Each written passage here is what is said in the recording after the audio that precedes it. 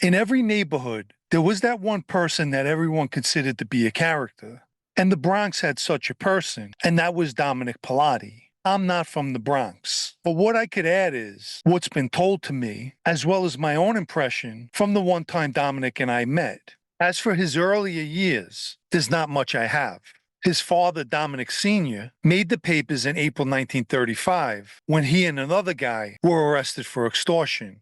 32 years later, on April 9, 1977, Dominick Pilotti Jr., Alfredo Peruso, and Louis Giangetti were driving around in a green Pontiac station wagon around 10:30 a.m. At some point, they pulled alongside a car driven by Jose Melendez, a local Bronx drug dealer. A witness in the car behind the Pontiac told the police that he seen two hands with guns protruding from the windows from the car in front of him. Shots were fired, and Melendez's car careened forward, crashing into a truck. He was dead from the gunshots, and the Pontiac quickly pulled away. The police who arrived at the scene were provided with the license plate of the Pontiac, which was a Grand Safari model, and registered to a woman who lived at 2517 Radcliffe Avenue in the Bronx, which happened to be a three-story apartment building. Around an hour and a half later, the police began surveilling the building and noticed that the Pontiac was parked outside. After about 45 minutes, they spotted Pilotti, who poked his head out of the front door of the apartment building, looked both ways, and exited. He appeared to be clean-shaven and was wearing a black suit and a white fur coat. Two guys followed him out, which was Peluso and Giangetti.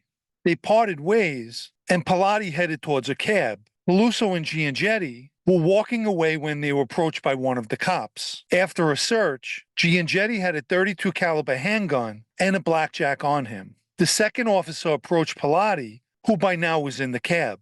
He ordered him to step out, and when he did, he asked if he could get his coat, but was searched and handcuffed. When the officer retrieved the fur coat from the cab, underneath it, wrapped in a dish towel, was a .357 Magnum.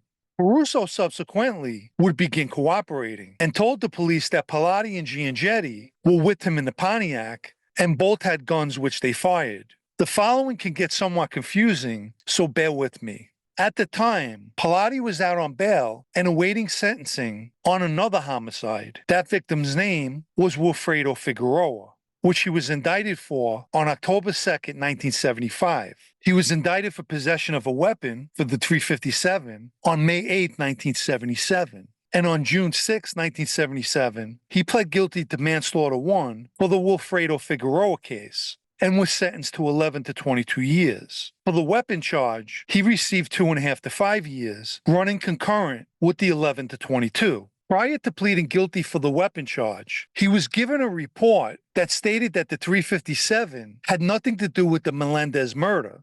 However, a second ballistics report dated June 2nd, 1977, did in fact link the .357 to the murder. And 2 years later, on December 20th, 1979, he was indicted for the Melendez murder. I believe he had one of the cases overturned on appeal because on the New York State Prison website, it states his sentence as the initial 11 to 22 years. Giangetti received 15 to life in 1981. Giangetti was released from prison in 1995. And by the way, Louis Giangetti is the same person that Dominic Chinchera knew and introduced to Bruno Indelicato in 1979 prior to the Galante hit. Chinchera would assign Giangetti to transport shotguns and pistols that were kept in a safe house and were used on the day Galante was killed. According to my former associate, Petey Lynx, while in Greenhaven, Dominick Pilotti one day walked up to a guy named Johnny Rubberbands in the prison yard and gave him the kiss of death in front of everyone. Apparently, Pilotti's brother was killed years earlier, and he believed this guy to be the one who killed his brother. If there's any Bronx people watching, please correct me if I'm not repeating the background accurately. Anyway, this Johnny Rubberbands reacted by almost stabbing Pilotti to death in Greenhaven Yard. I was told that Pilotti used to go to the yard with dress shoes, a leather jacket, while wearing sunglasses and smoking a cigar. I've also heard that besides being stabbed, he was shot 1 or 2 times in the street and was considered to have 9 lives. In and around 1994, Petey Lynx and I were with Lucchese member Thomas D'Ambrosio in Fishkill Correction Facility. When Pete brought up Pilotti's name, Thomas told us there was a big problem with him in the street. The beef involved Pilotti and Michael Mellish, who, as most people know, led the infamous East Harlem Purple Gang with his brother Joey. I don't know what the beef was over. Thomas might have told us, but I can't recall. He did say they exchanged shots a few times, and that Mellish wanted to throw a hand grenade at Pilotti. Members of several families intervened and calmed things down.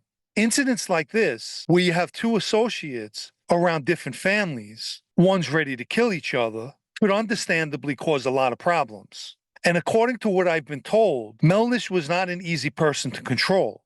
Pilotti would get himself into legal trouble again in 1996 when he was caught in the Bronx in possession of a gravity knife.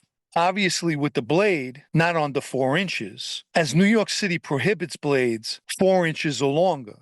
During the grand jury proceedings, the assistant DA told jury members about Pilotti being charged with a murder in October of 1975, which would be the Figueroa murder.